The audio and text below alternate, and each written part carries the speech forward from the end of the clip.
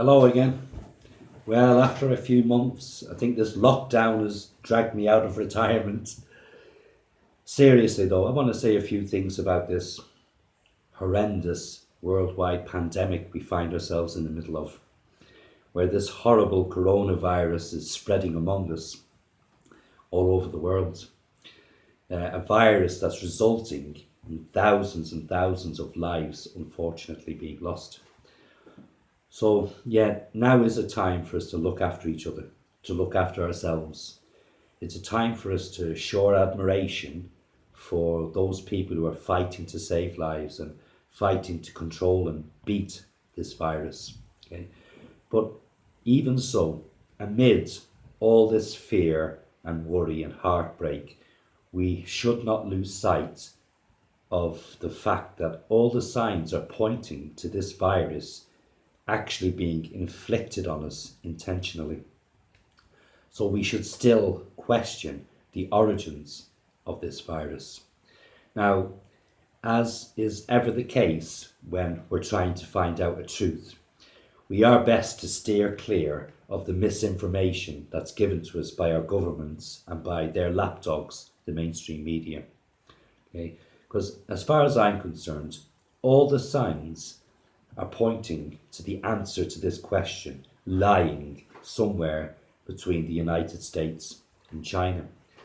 Now, ever since the virus began, the Chinese have been saying that they believe that United States soldiers brought it to their country, whereas the Americans, through Donald Trump, have been calling it the China virus.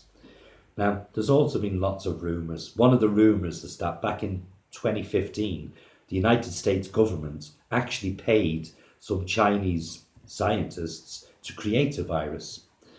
But let's leave all the rumours to one side and let me just tell you some indisputable facts about what's going on.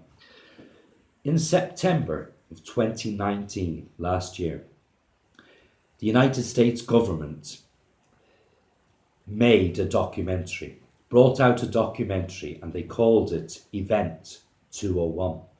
And it was a documentary which basically said what we should do in the event of a worldwide pandemic. It even went as far as to say a pandemic caused by something like a new strain of coronavirus. Then the next month, in October 2019, the World Military Games were held. Okay, now these are like the Olympics for military personnel, and they were held in Wuhan, in China. So in October of last year, almost 10,000 military personnel from over 140 countries worldwide descended upon Wuhan in China for the military games. Then in November 2019, this virus emerges. Guess where? In Wuhan, in China. And within a couple of months, it is spread to over 100 countries all over the world. Now, I stopped believing in coincidences a long time ago. Okay? But basically, you've got 10,000 military personnel in Wuhan in China. And a month later, there's a virus in Wuhan in China. And a month later, it's worldwide. It's been spread worldwide. Surely, these military personnel have ended up, unfortunately, being the carriers of this virus worldwide. And another thing, which may be a coincidence, but again, I don't believe in coincidences. If you look at the participation in the World Military Games, some of the countries hardest hit up to now by the virus had by far the most participants at the military games. So countries like Spain and Italy and France and the United States, their participants ran into hundreds, whereas countries like Portugal had 8 participants, and Portugal has only had 20 deaths from the coronavirus compared to somebody like Spain's thousands of deaths.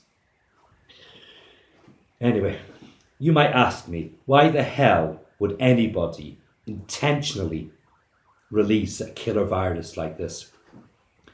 Well, as I said before, my previous suspicion is the answer lies somewhere between the United States and China. So what would their motives be?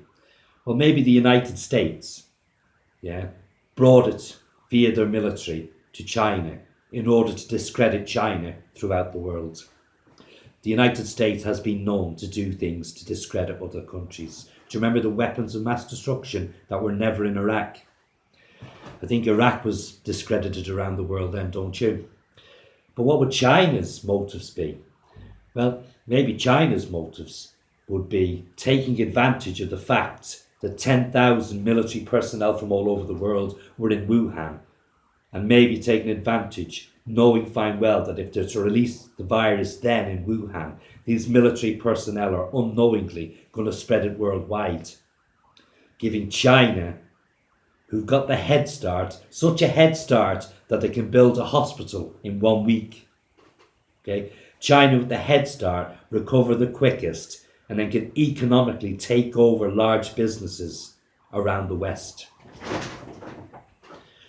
Oh dear. Anyway, as for the virus itself, I do believe that if a virus can be created, then I would suspect it could also be designed. And if this virus has been designed, it looks like it's been designed intentionally to take out the elderly, to take out those with underlying health problems who are old, to take out those with terminal illnesses. The cynic inside me would even go as far as to say, is it a tool for cleansing the weak? Also, the cynic inside me, sees this virus as a useful tool for governments to control their people. I mean, how easy has it been for all these countries to be locked down in a matter of days? The governments must be thinking, this is great. We're able to lock all these people down whenever we just scream crisis. It could also, this virus, be used as a handy tool for the aim of total globalization. How many small businesses are now under threat in the West? How many small businesses will not recover from a 3 or 4 month lockdown? Big businesses will take over. This is the aim of globalization. Do away with small people. Do away with small businesses. Everything's big. Big businesses and low paid labor. That's the aim. And people on an individual level, people like myself, people like you on an individual level, okay? If we're out of work for months and months and months without full pay, our expenses, our bills, our debts are going to grow. So what's going to happen when things get back to normal? We're in debt. We've got to take out more loans. We've got to borrow more money. We now go back to being financially dependent on banks and money lenders and the money men again. Was that the motive? Now, anybody out there who's looking at me and crying, oh, just another conspiracy nut, right? All I can say to you is, don't be so fucking naive, okay? All through time, there has always been forces at play in this world behind the closed doors of power, okay? The top and bottom of it is this: the elite create crises.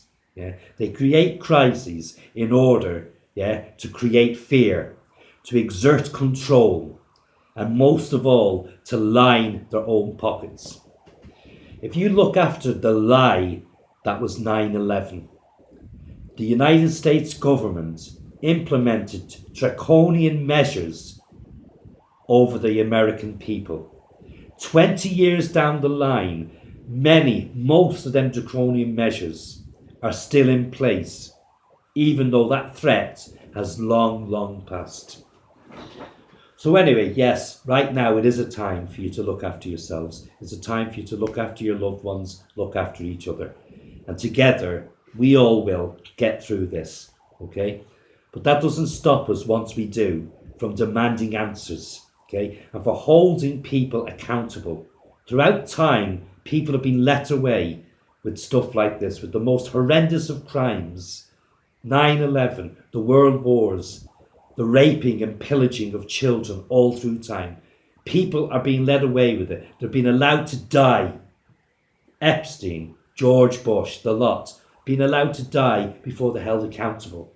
There's somebody somewhere out there among the elite, among the governments, who's liable and who's responsible for the fact that thousands of people are laid dead on slabs now because of this virus. They need to be held accountable. It's time for the normal people of the world to stand up, to realise the power that's been held over us, but to realise we are the ones who really have the power if we stand together.